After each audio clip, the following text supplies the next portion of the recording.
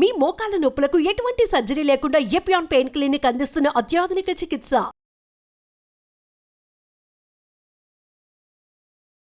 నమస్తే, welcome to Suman TV. ప్రస్తుతం మనతో పాటు ప్రముఖ మధుమేహ వైద్య నిపుణులు డాక్టర్ జి కిరణ్ గారు ఉన్నారు. వారితో మాట్లాడదాం. నమస్కారం డాక్టర్ గారు.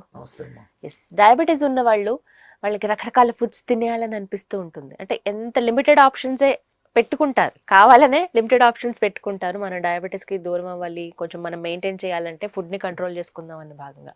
కానీ ఫెస్టివల్స్ లేకపోతే ఇంటికి ఎవరైనా చుట్టాలు వచ్చినప్పుడు స్పెషల్ డిషెస్ కొన్ని వండుతారు. అందులో కంపల్సరీ బిర్యానీ అనేది ఉంటుంది.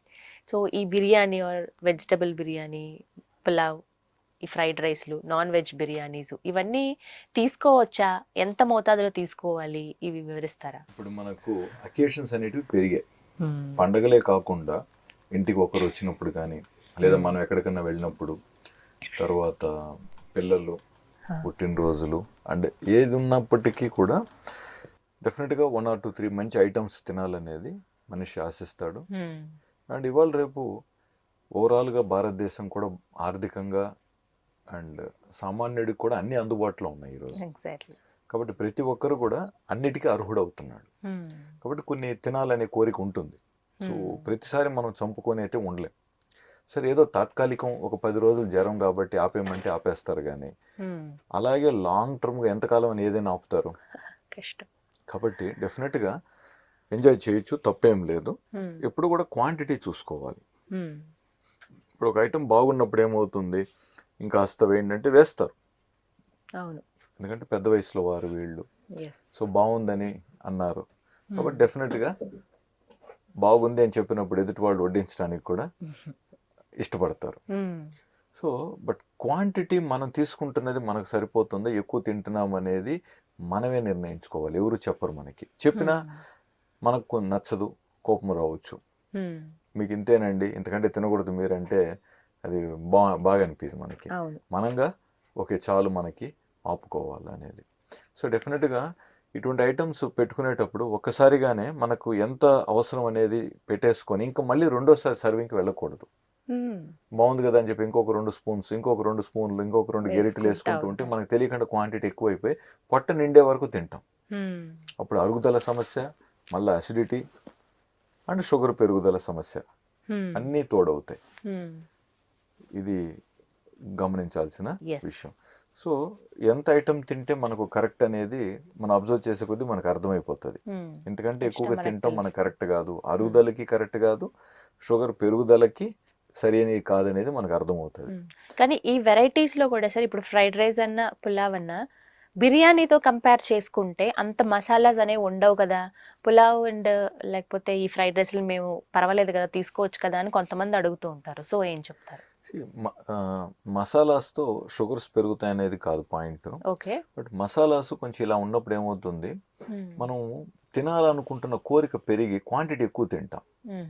సో కొంచెం మసాలా తక్కువ ఉందనుకోండి, తినగానే కొంచెం ఇంత చాలు నాకు ఇంకా తృప్తిగా అనిపిస్తుంది. బట్ కొంచెం ఇంట్రెస్టింగ్గా ఉందనుకోండి స్పైసెస్, కొంచెం ఇంకా తినాలనిపిస్తుంది. ఘాటుగా ఉన్నప్పుడు ఇంకొంచెం ఆ ఘాటులో ఆ కారంలో కూడా ఇంకా కొంచెం తినాలనుకుంటాం. సో స్పైసెస్ తక్కువ ఉండటం మంచిది. ముఖ్యంగా పెద్ద వయసు వారు ఉంటారు, ఒకవేళ ఇష్టపడి బలవంతంగా తింటే అరుగుదల ఇబ్బంది అవుతుంది. సో కాబట్టి మితం అనేది డెఫినెట్గా మనం కన్సిడర్ చేయాలి. రెండోది వెజిటబుల్స్తో చేసేటప్పుడు ముఖ్యంగా ఈ మీల్ మేకర్ మనకు ప్రోటీన్స్ కూడా బాగుంటాయి కాబట్టి సోయా చంక్స్ అవి వాడటం మంచిది. ఎందుకంటే వాటి ద్వారా షుగర్ పెరగదు, అవి ప్రోటీన్. సో కార్బ్ తక్కువ తింటాం.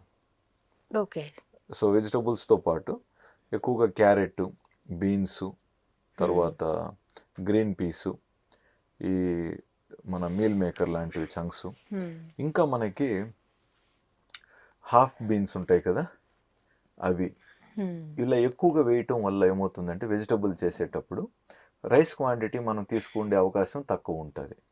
సో అలా ప్రిఫర్ చేయాలి.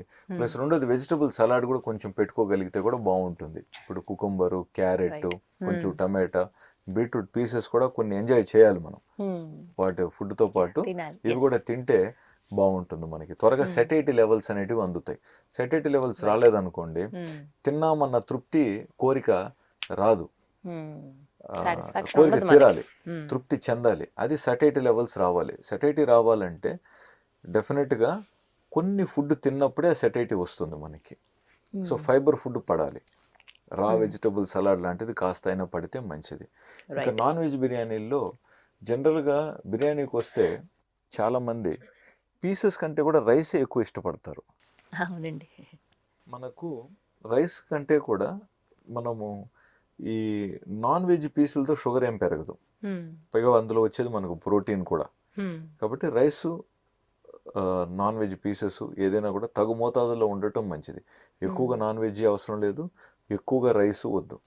యావరేజ్గా మనం డామినేషన్లో తీసుకున్నాం అనుకోండి, ఏది డామినేట్ చేయకుండా తీసుకున్నట్లయితే తృప్తిగా ఉంటుంది, అరుగుదల కూడా ఇబ్బంది ఉండదు.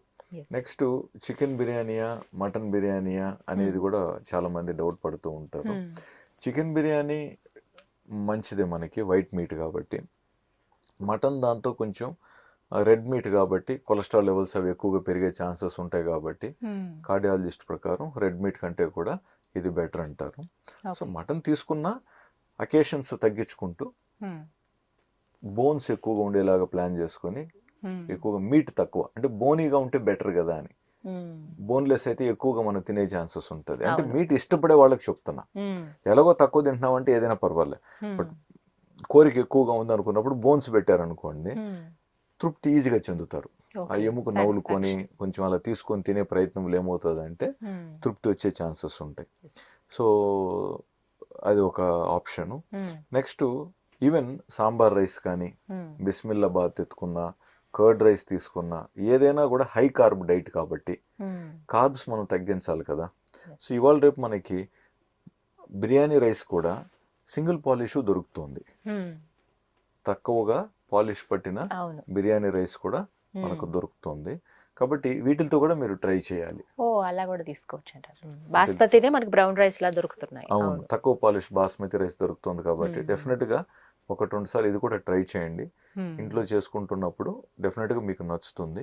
అండ్ ఆయిల్ తక్కువ వేయటం అలవాటు చేసుకోవాలి. ఆయిల్ ఉంటేనే టేస్ట్ ఉంటుంది అనేది ఏమీ లేదు. ఎంత తక్కువ ఆయిల్తో కానీ చేయగలిగితే బాడీకి అంత మంచిది. కొలెస్ట్రాల్ లెవెల్స్ పెరగకుండా ఉంటాయి. సో మనకు ఓన్లీ కార్బ్ కాదు, ట్రైగ్లిజరైడ్స్ పెరిగే ఛాన్సెస్ ఎక్కువ, టోటల్ కొలెస్ట్రాల్ పెరిగే ఛాన్సెస్ ఎక్కువ ఉంటాయి, హెచ్డిఎల్ తగ్గే ప్రమాదం కూడా ఉంటుంది. కాబట్టి ఇలా కొన్ని మనం బ్యాలెన్స్ చేసినప్పుడు డెఫినెట్గా బాడీకి మనం తిన్న తృప్తి కలుగుతుంది, పౌషిక విలువలు మనకు అందుతాయి. ఎక్కువగా ఆయిల్తో చేసేసినప్పుడు పౌషిక విలువలు తగ్గిపోతుంది. ఆహారంలో ఉన్న పౌషిక విలువలు తగ్గుతాయి. దానికి మెయిన్ ఆధారం ఏదైతే, ఎందుకు తింటాం ఫుడ్ మనం పౌషిక విలువల కోసం కదా, అది కోల్పోతున్నాం మనం. రుచి ప్రాధాన్యం అయిపోతుంది. సో రుచి సెకండరీలోనే ఉండాలి, పౌషిక విలువలే మనకు ప్రయారిటీలో ఉండాలి. అండ్ మన క్వాంటిటీ ఎంత మనం తినగలుగుతున్నాం. సరే బిర్యానీ నిజంగా ఇష్టపడి తీసుకుంటున్నారు, ఫైన్. అటువంటిప్పుడు నైట్ కంటే కూడా లంచ్ కి బెటర్ ఆప్షన్. టైం అనేది డెఫినెట్ గా తెలియాలి ఎప్పుడు తినాలి అనేది, ఎందుకంటే అరుగుదలకి ఎక్కువ టైం పడుతుంది కాబట్టి బిర్యానీకి. సో మధ్యాహ్నం తిన్నారనుకోండి, సాయంత్రం కంతా అది కొంచెం కంఫర్ట్లోకి వెళ్ళిపోతుంది స్టమక్. మనం లేట్గా ఈవినింగ్ నైట్ తిన్నామంటే మళ్ళీ మార్నింగ్ వరకు అది అరుగుతూ ఉంటుంది, నిద్ర పట్టదు, ఇతర ఇబ్బందులు కలుగుతాయి కూడా. సో కాబట్టి ఇది ఒకటి అండర్స్టాండ్ చేసుకుంటూ, నెక్స్ట్ ఇప్పుడు ఒకవేళ కర్డ్ రైస్ కానివ్వండి, మనకు రెడీమేడ్ కర్డ్ రైస్లో కానీ, లేకపోతే బిస్మిల్లాబాద్లో కూడా రైస్ క్వాంటిటీ తగ్గించడానికి ఇంకేమన్నా వెజిటబుల్స్ కానివ్వండి, ఇంకేం కలపచ్చు అనేది కూడా మీరు ఆలోచించుకొని యాడ్ చేసుకున్నట్లయితే కార్బ్ లోడ్ తగ్గటం వల్ల ఫుడ్ అనేది హై గ్లైసెమిక్ ఇండెక్స్ నుంచి మనం లో గ్లైసెమిక్ ఇండెక్స్కి దాన్ని ట్రాన్స్ఫర్ చేయొచ్చు. జనరల్గా ఏదైనా ఫుడ్ ఈ గ్లైసెమిక్ ఇండెక్స్ని బట్టి కొలుస్తూ ఉంటారు. సో బిర్యానీ ఎత్తుకున్నా సరే, ఇంకేదైనా ఎత్తుకున్నా హై గ్లైసెమిక్ ఫుడ్ అనుకుందాం. సో అదే బిర్యానీ మనం లో గ్లైసెమిక్ చేసుకోగలగాలి. బిర్యానీ హై గ్లైసెమిక్ వద్దు అని కాదు, ఓహో హై గ్లైసెమిక్ ఎందువల్ల, ఇది ఇంగ్రీడియంట్ వల్ల. సో వీటిని మనం ఏం మార్చేస్తే అదే బిర్యానీ లో గ్లైసెమిక్లోకి ఎలా తగ్గించవచ్చు, ఇలాగ ప్రతి ఫుడ్లోనూ మీరు ఆలోచించుకోగలిగితే కంఫర్టబుల్గా ఉంటుంది. రైట్ డాక్టర్, థ్యాంక్ యూ అండి, నమస్తే.